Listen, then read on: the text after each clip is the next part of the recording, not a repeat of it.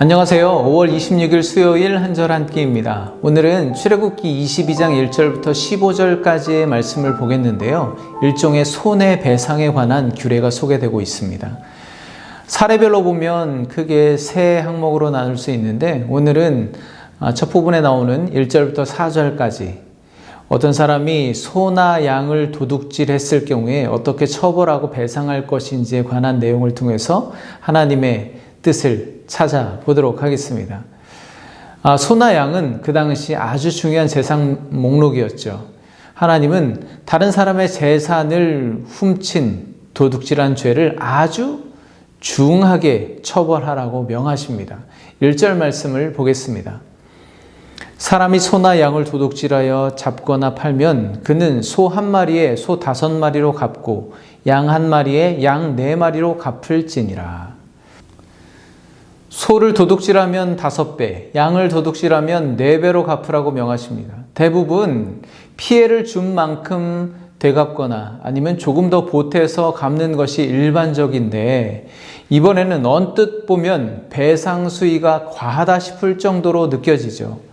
물론 도둑질한 사람 편을 드는 것은 아니지만 대부분 누군가의 것을 도둑질하거나 훔쳤을 경우에는 나에게 그게 없기 때문에 그만큼 부족하고 가난하기 때문에 그렇게 하는데, 그것보다 몇 배로 배상해줘야 한다는 게 한편으로는 좀 과하다 싶을 정도로 느껴지죠. 그리고 여기에는 예외도 없습니다. 3절 후반부를 보면 만약에 그렇게 배상할 능력이 되지 않는다면 자기 몸을 팔아 종이 될지언정 반드시 갚으라고 명령하십니다. 하나님은 왜 이렇게 유독 도둑질에 대해서는 엄격하실까요? 도둑질하지 말라. 10계명의 8계명에도 있는 명령이죠. 도둑질은 남의 것을 자기의 것으로 만들려고 하는 것입니다. 땀 흘려 수고하지 않고 이익을 얻으려고 하는 것인데, 하나님은 그것을 악하다고 여기시는 거죠. 하나님의 백성인 이스라엘 공동체 안에 그런 죄악은 엄격하게 제재하시겠다는 의지가 느껴지죠. 우리가 지난 어버이 주일에도 나눴던 말씀, 시편 128편 2절을 보면 내가 내 손이 수고한 대로 먹을 것이니, 사람이 수고한 만큼 먹을 수 있는 것이 인간에게 허락하신 하나님의 창조 섭리라는 것이죠.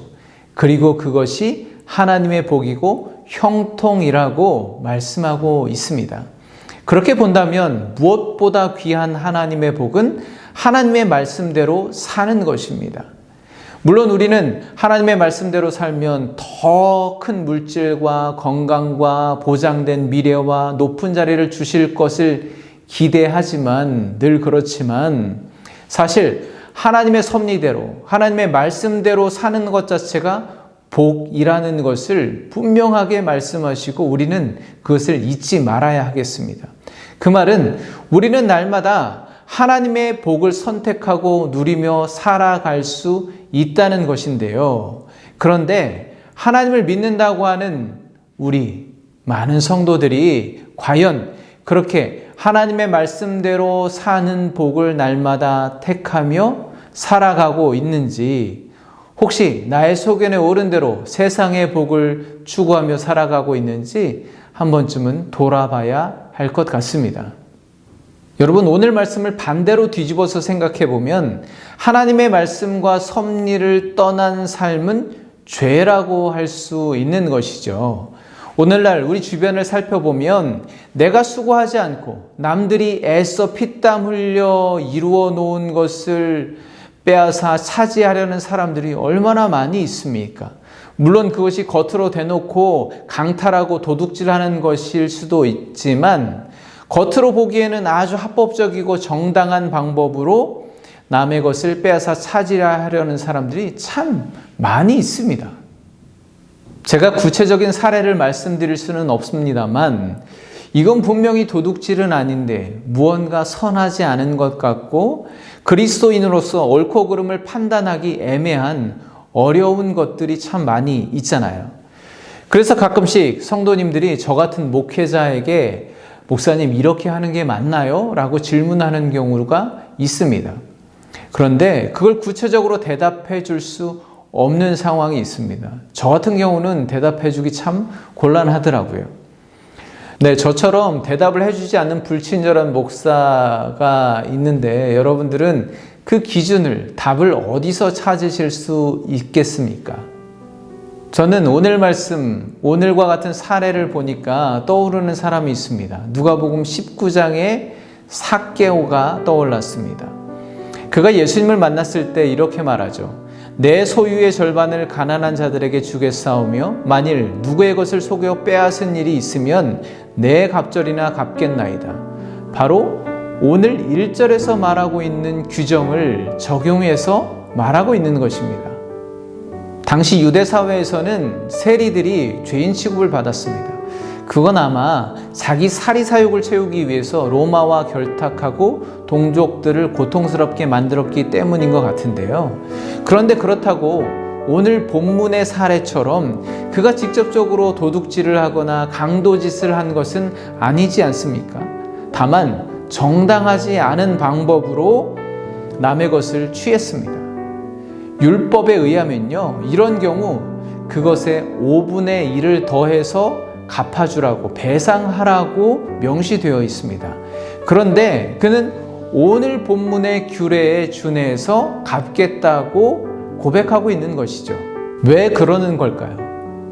그가 연약한 백성들에게 마치 강도짓이나 도둑질을 한 것처럼 잘못을 깨닫고 돌이킬 수 있었던 이유는 바로 예수님을 만났기 때문입니다. 예수가 유일한 기준이요 정답이라는 것이죠. 여러분도 늘 하나님의 말씀을 여러분의 삶의 중심에 두시고 우리의 모든 것의 주인 되시는 하나님의 뜻에 합당하게 분별하시고 온전한 하나님의 백성으로 살아내시기를 간절히 소망합니다. 아까 소개해드린 시편 128편 2절 말씀을 표준 세번역 성경으로 다시 읽어드리겠습니다.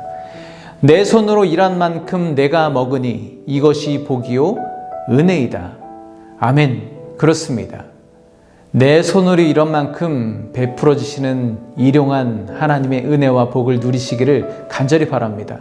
바로 이것이 여러분의 삶의 고백이요 삶의 원리와 방식이 되기를 간절히 소망합니다. 오늘도 만유의 주인 되시는 하나님께서 내려주시는 복을 누리시는 은혜의 하루가 되시기를 간절히 축복합니다. 내일 다시 만나 뵙겠습니다. 감사합니다.